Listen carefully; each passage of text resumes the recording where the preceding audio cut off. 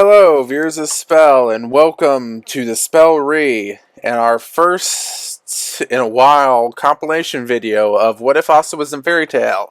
Now, I'll be using the YouTube chapter feature to break this into multiple bits. And just to warn you, I have gone through many audio styles, in other words, basically settings and mics, since I did some of these videos, so yeah. It's gonna sound pretty different from the first segment, so just warning you for audio shock if my voice changes rapidly. Other than that, I hope you enjoy the video. If you like this content, please like, share, and subscribe. I'll be having more compilations of other series moving forward. But for this second, What If Asta Was in Fairytail will be getting two back-to-back segments of this. Now, without further ado, let's get on to this compilation video and how my old videos sounded. Previously on What If Asta Was in Fairytail, they managed to beat the members of Eisenwald. And the Magic Council actually wasn't able to prosecute Fairytail since most of the damage hadn't happened yet. So, Fairytail's currently considered heroes, which did get on the Magic Council's bad side. We flash 1 week into the future, where we see Urza and Natsu preparing to fight. The crowd cheered them on, with cheers like, "Go get 'em! You can win!" With Mirror Jane saying, "Urza, don't hurt him too much." Natsu turning around and just saying, "That sounds like you have a lot of faith in me." With Asta just coming up saying, "Just remember, Natsu, surrender if she's beating you up too badly." Natsu just responded with, "You too!" as he just humphed, with Happy being the only one saying, "You can do it, Natsu! You can beat her!" With Lucy walking up asking, "What's going on?" Gray, filling her in, would just say that Natsu and Urza are fighting. Lucy, suddenly having a horrified expression, saying, "In town?" as they swung towards each other. Flash forwarding an hour later, Makarov was giving them a lecture. 3 counts of burning entire homes down, 2 fires, and 30 different bills of property damages. What do you have to say for yourselves? Urza just saying, "My apologies, Master. We got wrapped up in the fight." And Natsu just responding, "Sorry, Gramps. Went a little overboard." Makarov would just humph. "At least you made sure not to hurt anyone." Other than that, the damages were minimal and the buildings were insured. As things started calming down, the spectators of the fight were disappointed since Makarov had broken up the fight before the property damage had gotten too bad. Urza had only a couple scratches, and Natsu had multiple bruises. Urza had apparently whacked him with a hammer she had summoned. Everyone got situated and ordering drinks. Lucy asked Asta, "Is Natsu gonna be okay? He seems down." Asta would just say, "Yeah. He's just gotta take care of his ego a little. This isn't the first time he's lost to her." "I'm starting to think he might be thinking he's up against a wall." He would just shrug. In his thoughts, he would just remember, Yami always said, "Surpass your limits," but that doesn't do too much when you both are surpassing your limits. As he sensed something, as he pulled out his Demon Dweller sword. Gray asked, "Asta, why are you doing that?" As he started getting sleepy. "Oh, that's why." As he collapsed onto the floor. Almost everyone else was having the same thing. Natsu just walked up to the front of the bar to sit down on a bar stool next to the guildmaster. Mystigan would walk in. He would greet Master Makarov and Asta. I see you make sure to stay awake every time I come by. Asta would just respond, yeah, he always gave me headaches after I woke up. While he made sure the Demon Dweller sword was touching his leg. Asta would just tell Mystigan that, you know they would be fun if they saw your face, right? You didn't have to keep hiding it. Mystigan would just tell him, you know the exact reason why I need to. Before taking a job request and walking out the door. Asta would just shrug. As before Mystigan could walk out the door, Makarov would just say, lift your spell before you leave. I don't want to have to ask Asta to try to wake everyone up. As Mystigan walked out. About 30 seconds later, everyone would begin waking up. Lucy would ask who that was. Gray would explain that it was Mystigan, and that he put everyone to sleep every time he came to get a job. No one's ever seen his face. As Loxus would just shout down below that he's seen his face. Asta too. And that he can't believe you all fell for his little sleep magic trick. You must be so weak. As Natsu took offense to this and just said, come down here and fight me, Loxus. Loxus would just say, oh, you come up here. Natsu just said, yeah, and I will. As before he could get up there, Makarov would knock Natsu down. As Makarov would just say, the top floor is forbidden for you. Only S-class wizards can go up there. Or do I need to remind you? As under Makarov's fist, Natsu would just respond, yes, master. As Makarov just cheered up, good. Now, Loxus, stop antagonizing him. Just because you're one of the strongest wizards here doesn't mean you get to tell everyone else they're weak. Loxus would just huff at this and walk away. Gray would ask Asta, wait, you've seen Mystigan's face? As Asta just said yes. But before he asked, he's not going to tell Gray or anyone else who asked what Mystigan's face looks like. It's not his place to say. Mystigan will show them if he decides to. As Kana also said, wait a minute, I remember. You never get knocked out by him. Asta would just shrug, holding his sword, saying, yeah, one of the benefits of my power. As Lucy would ask Mary Jane what S-class wizards were, and get us the same explanation as in canon. Later that day, Natsu would come up with a plan. He would take an S-class quest, complete it with a team, and then prove to Master that they were capable of becoming S-class wizards. But which one? As he discussed it with Happy, he decided that they would need to grab the least difficult one, and one they felt comfortable that they could complete. As waiting until most people had gone to sleep or were too busy at the guild hall, Happy would sneak onto the second floor. Looking through job requests, he would find ones for slaying demons, creatures that were once worshipped as gods, and even one saying something about purging the books of Zareth, and another one about that asked them to lift the curse of Galuda Island by destroying the moon. Happy, not seeing any better options, decided to take that one. He would believe he hadn't been seen, but unknowingly, a yellow-haired man who had decided to take a nap on a sofa on the upper floor had seen him. Loxus. He decided not to say anything.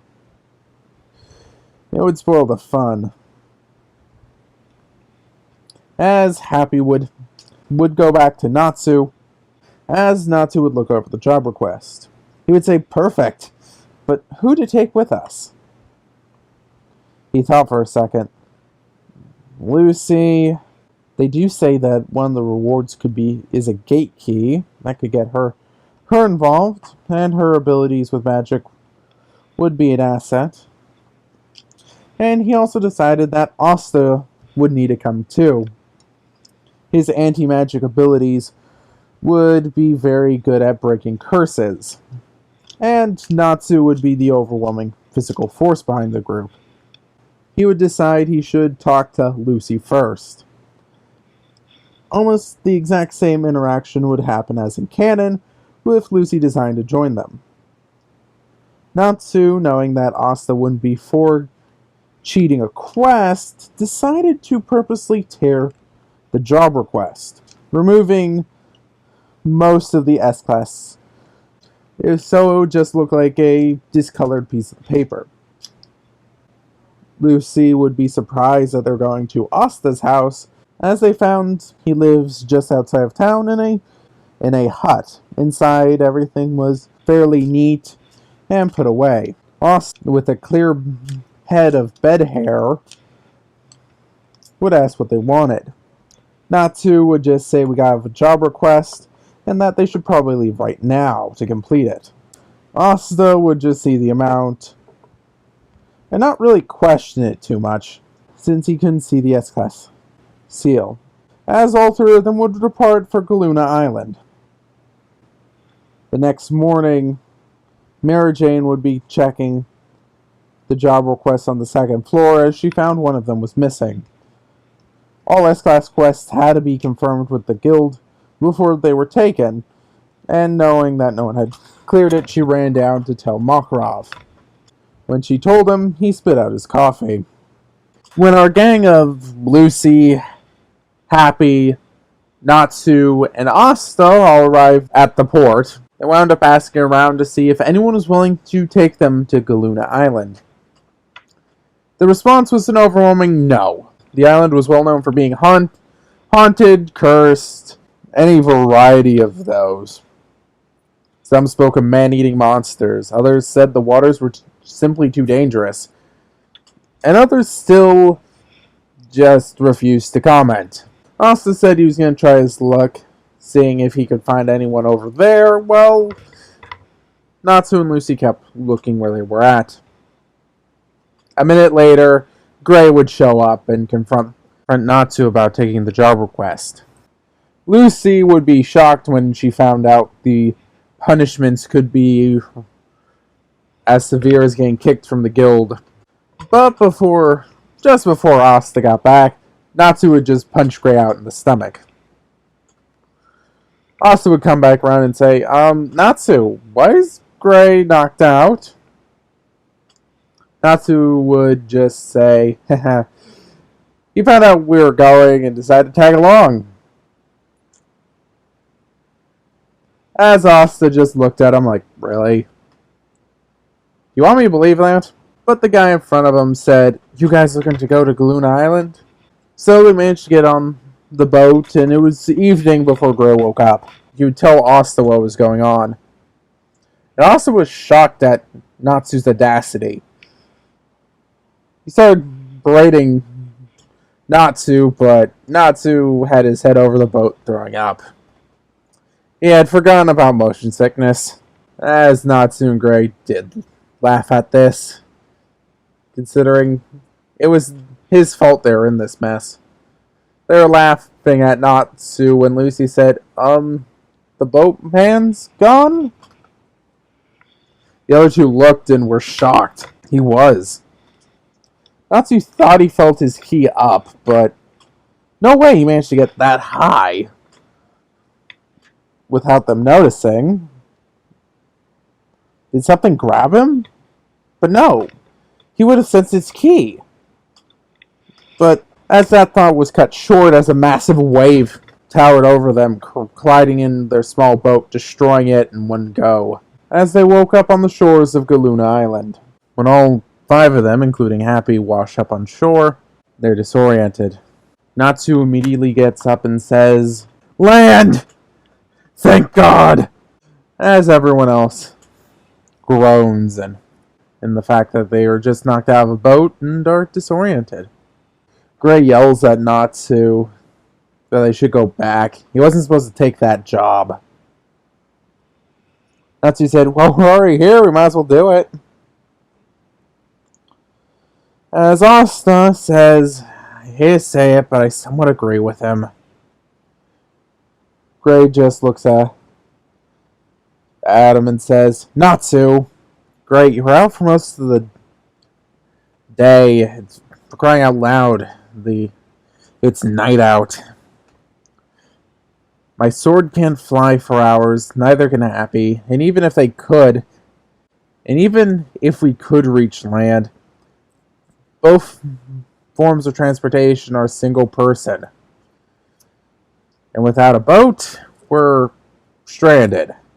Not to mention, it's open water. The chances that we'd be picked up by anything is slim, and the chances we got eaten by some sort of kraken, if we just happen to get seen by it, is likely. As Gray huffed. There was some logic in that.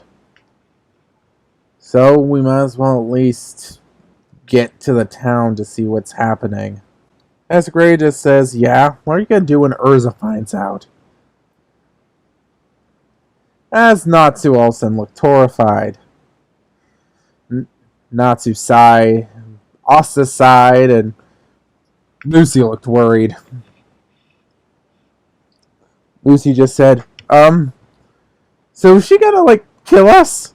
Asta just said no. Oh, she might kill Natsu. But we don't have much choice in the matter. We're on a remote island and have no way to get back. As there's not really much argument. They're now stuck, after all. As they go to the middle of the forest, and they finally find the village, using Natsu's scent and Happy observing from the air. They show their guild marks to get in, like in canon, as the chieftain welcomes them and says, "Can you please reverse this curse on us?" As he shows their demon features. Natsu says, "Wow, that's so cool! You get claws and horns and stuff." As Asta just sighs, "Natsu, can you...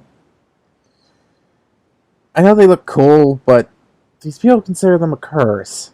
As the chieftain says, "If this was all, it wouldn't be so bad."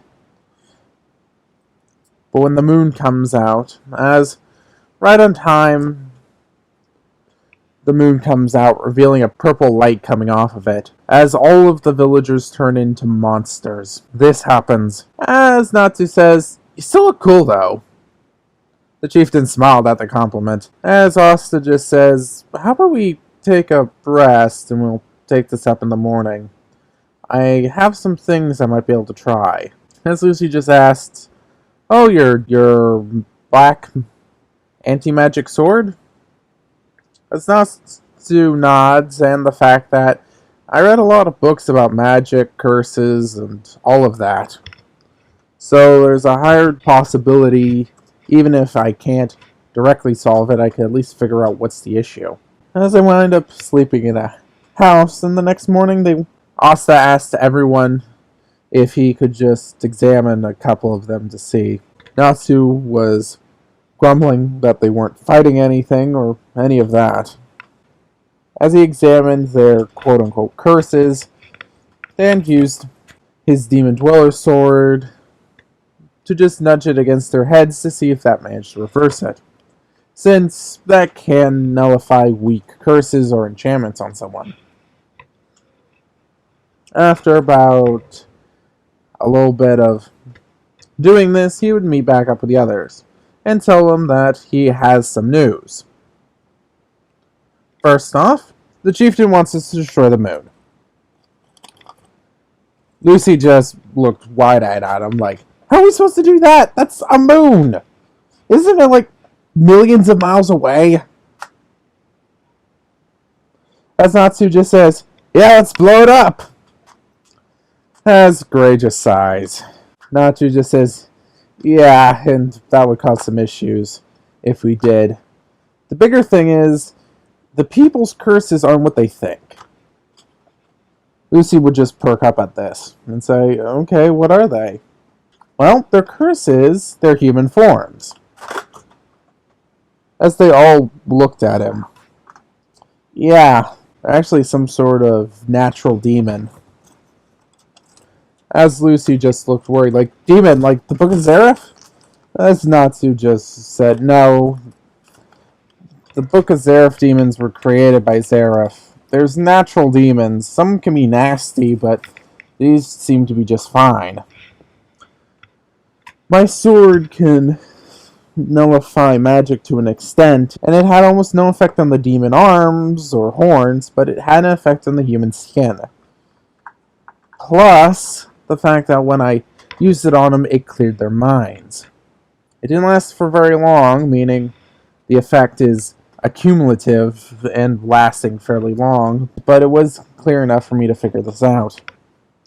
The people here are suffering from a type of long-term magic exposure illness. I don't know if any better way of calling it, as Natsu just says, magic sickness? Ray then piped in magic overdose. Lucy would just sigh and say, that is said, what would cause that? I've never heard of a spell doing that. And Asta just says, yeah, I've only heard it mentioned in books. But those were usually very dangerous, and like here, it took years. From what the villager said is, despite it, when they were in a slightly clear state of mind, it's been probably 6 years, roughly, since the moons turned purple. So 6 years of exposure's about right, as Lucy just nodded. So, if that's the case, then where should we start? As Asta just said, the old temple. From the information they've given me, the old temple probably is the root of it. They can't go to it, which is what partially led me to the realization that they were demons, since that temple's sacred ground.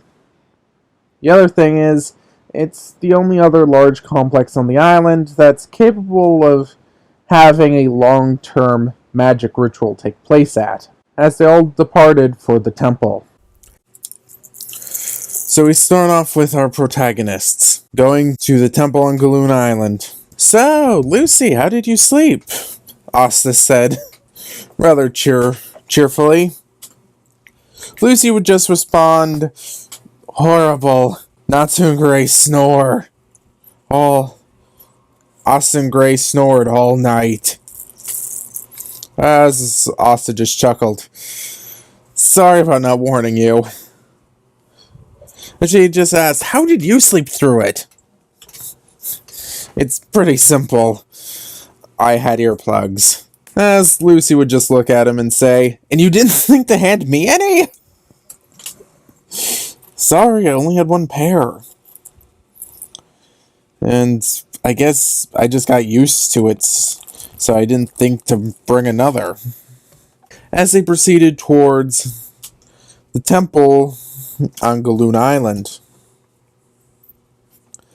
they would begin trying to brainstorm what could cause this, with even Natsu questioning whether or not they should have taken this job. He expected it just to be a simple curse lifting mission, but first, the islanders wanted them to destroy the moon, which they couldn't do, for obvious reasons. Then, according to Asta's investigation, they're like this because of the side effects of a spell. The kind of spell that could do that to them, even beings that are attuned to magic, like the villagers, would be massive and take a long time. Their immediate concern was it was some sort of dark magic, but there was no sign of that kind of thing on the island. As they begin walking, as they just heard a thud, as they turned around to see a giant rat in a maid costume. Asta would just look at it and say, are you kidding me? Why is there a giant rat on an island? As Gray would just say, aren't you... The thing's wearing a maid costume. How do you miss that? As Asta would just say, yeah, but the thing just looks so weird. It's taking my brain a minute to process it. As the rat proceeded to attack them. All of them would dodge the claw, with Lucy jumping back while the others just hop away and proceed for a counterattack. But then the rat opened up its mouth and breathed out very bad-smelling chemicals and whatnot, as Happy and Lucy would just yell, "This stinks!" as Natsu would be overwhelmed by the smell, nearly passing out. Asta would just say, "Don't breathe it in. I don't know what this will do to you. It smells like rotten eggs on top of a dead corpse that somehow was on a pile of sewage. Pretty sure this will kill you if you have long-term exposure." Gray would just say, "Yeah, you don't have to tell us twice," as they proceed to run, dodging the noxious smelling breath. As Gray wound up creating Ice Make Floor, as the rat slipped up and tumbled around. Lucy would then say, "Hey, I think I see the temple, guys. Let's go while that thing's down." As Gray and Natsu just say, "Let's beat it up while it's down," as they begin kicking the thing in the head. As a second later, they did proceed to enter the old temple. Gray would just ask, "So, Natsu, did the villagers tell you what to expect?" And he said no. They didn't even actually know this thing was the issue. They thought it was the issue, but they could never get close. Which was another clue that they weren't human, since this place is sacred ground and would be protected against them, even though it's a little odd that despite them being the only inhabitant on this island, that this temple would be erected and they wouldn't be able to enter it. But it's also possible that whoever set up the thing set up some sort of illusion to keep people out. As Natsu said, "Man, this place is run down," as he proceeded to stomp on the floor. This stone floor even looks worn down. As Lucy just said, "Don't stomp on it." As, after one final stomp, they heard a large crack. As Ray just said, "Natsu," as the floor then gave way beneath them. "You are an idiot," as they proceeded to fall down a shaft. Well, no, it wasn't a shaft. It was closer to a pit or ravine. Stumbling down, Natsu would be the first one to ask, "Is everyone alright?" As Happy would just say, "Aye, sir. I'm pretty sure everyone's okay," as they all sounded off. But before Gray could start going off on Natsu for stomping on a floor that looked to run down, Natsu would have walked around a corner and said, "Guys, I think you need to look at this." As they turned the corner, seeing a large creature frozen in ice, Lucy would be slack-jawed, same with Asta, and just say, "What is that thing?" As Gray, having traumatic flashbacks, would just say, "That's Deliora. How is it here? Why is it here?" Asta would just respond, "Wait, Deliora, as in the books of Zareth Deliora, the one that destroyed the countries to the north? That Deliora?" As Gray would just slowly nod, as Gray goes into his backstory about Deliora destroying his home city, killing his parents, and that his master sealed it away. You know, the stuff that happens in canon. But he has no idea why it's here, or how would they even transport this? Asta would just say, "What kind of spell did your master use to seal it?" As Gray just looked and said it was iced shell. Asta, not knowing that one, would just say, "And that is," as Gray just said, "it's a spell that turns the user's body, life force, and magic into a protective shell of ice. It cannot be melted by any means." As Asta just says, "There's one way," as Gray just looked at him, using moon drip to slowly erode the magic. Lucy just looking shocked, like, "Someone wants to free this thing?" Natsu just says, "Oh, big deal, we'll just punch it," as he flames his fist. Gray would just yell at him, "Don't go anywhere near it." Natsu just said, "Chill, Gray, like a little fire's gonna melt that amount of ice." As they heard some people coming down saying, "I thought I heard a voice." As Asta, Natsu, and Gray decided to hide to get more information. Two men would walk down, one with an odd hat and the other one would have a dog-like face. Call back that they don't see anything, as a woman will just walk out and say that her pet had someone beat it up. There's definitely someone powerful on the island. Asta would just swallow hard. They have no idea what these people can do, and they have no idea what overall goal is. As they just said, the Ice Emperor will be pleased to hear that it seems that the ice is deteriorating as well. It should be done in a day or so. As Gray was about to jump in and attack them, Lucy would just put her hand on his shoulder and say, "Not now." As the three people would leave, our trio would get out of their hiding spot. Natsu regretting taking the job request with how dangerous this has become. But then Gray would say something. "I don't know what these people are, but we need to stop them. Even if their master wishes to kill Deliora, I doubt he could. That would probably be a tough job for guild arts." As they looked at him as they came up with a plan. As they went to go stop the Cold Emperor before nightfall. Natsu, Lucy, Gray, Asta, and Happy were rushing out of the old temple. They had discovered Deliora's frozen body and were determined to stop these cultists from reviving him. It didn't take them long to discover the camp where the cultists were hiding, the complete other side of the island than the village. And when they discovered it, Asta said, "Alright, let's come up with a plan.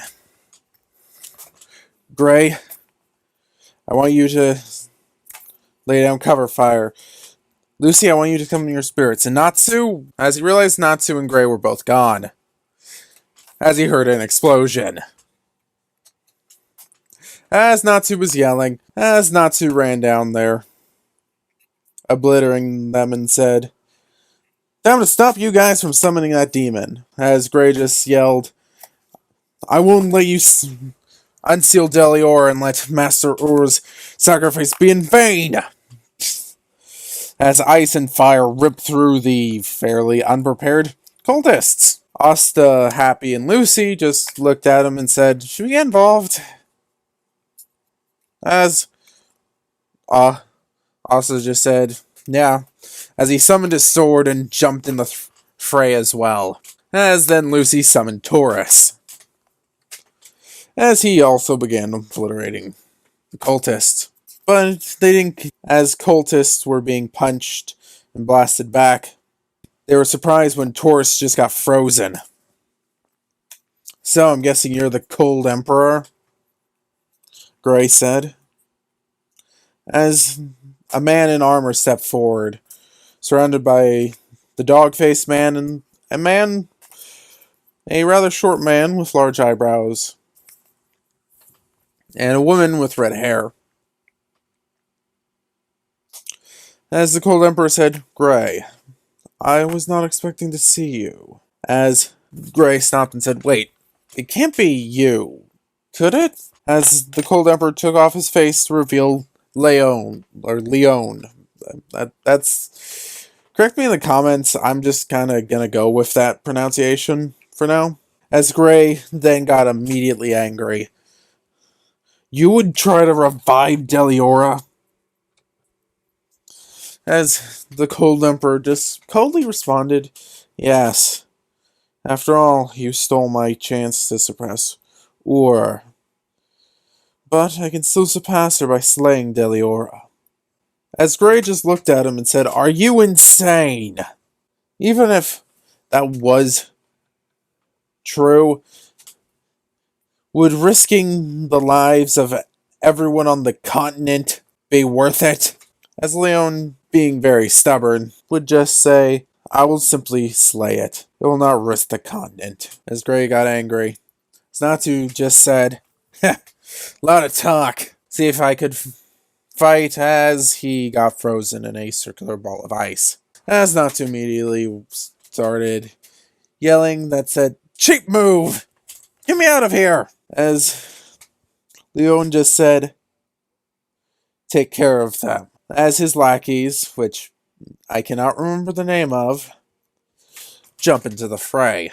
As the dog-faced man jumped at Happy, the red-haired girl began fighting Lucy, and the man with the eyebrows started fighting Asta. We shall start off with Asta's fight. Looked at his opponent and said, well, this will be interesting." As the opponent created a weird sphere and threw it at Asta. He jumped back, barely dodging the blow, as he brought up his sword and sliced through it. As he just said, what the? As he cut through it, realizing a weird static. "So, what's your technique?" As the man with the eyebrows, being fairly cocky, would explain it. "I create a magical field. It can snuff out magic." As Asta just grinned. "In that case, you're gonna hate me. My sword can cut through it. Not dispel it, but cut through magical energy. And spells. Really, our techniques have the same basic concept of anti-magic. But I have to admit, mine probably beats out yours." As the man grinned as he shot more orbs at him. Asta would quickly just start taking him out as soon as they got in range. He even used the flat of his blade and sent one right back at him.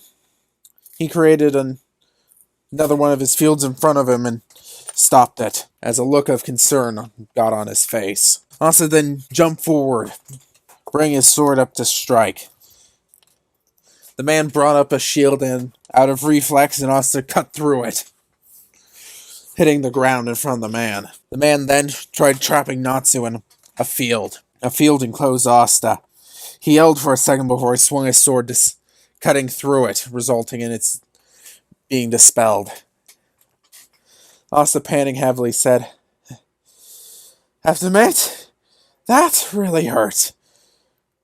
The man in the eyebrows would just look at him and say, "What kind of person are you? That should have killed most people." Asta would just grin and say, "Turns out I don't have any magic energy. Therefore, your attack wasn't able to turn my own magic energy against me." As he summoned his second, smaller sword. As he just said, "So, let's go." As he threw his sword, the man jumped back, pulling up a field, but it did no good. The sword passed right through it. He jumped off to the side. As he looked back, he noticed Asta was gone. As he turned around, as all he saw was a black blade slam into him, the dull edge of the sword colliding with his ribs, cracking several, as he went flying into the trees. As Asta just said, panting, "Who should I help?" As going back a few seconds, Lucy and her opponent's fight would go about the same as canon. The only difference is it happening in the daytime. As Happy's fight this time around was, Happy just trying to avoid him. With him just saying, "Someone help!" As Gray and Leon stared off. Gray, angry, quickly threw together an attack launching at Leon. Leon would simply create an ice tiger and swat away his attack. This fight would go similar to in canon, with Gray attacking and Leon reacting, remarking about how he still used two hands to cast magic, as Leon created a tiger and gorilla, ordering him to attack. Gray dodged the tiger and got slammed by the gorilla, as Natsu was in an orb of ice. As a man in a mask and a fur jacket would come out of the trees just saying, wasn't expecting this kind of interference. As Gray got hit again, barely standing, the gorilla began bringing out his hand as Asta jumped in, slicing it off. Leon looked shocked that his gorilla had gotten its arm cut off in one slice. But no matter, I'll just create another one. As Asta then cut the ice holding Natsu, but just managed to crack it enough. As it cracked, it broke apart. as Natsu said something, "I'm free!" as the tiger jumped on him, as he quickly punched it back. Leon smirking, saying, "Ice makes swallows," as swallows started flying towards him. Natsu broke a few before one cut his knee, realizing that his ice magic could move, and more specifically for him, these swallows can change direction in midair. As he quickly told Natsu, "Natsu, we need to fall back." As Natsu just said, "I was having fun." As the gorilla with one arm nearly smashed him.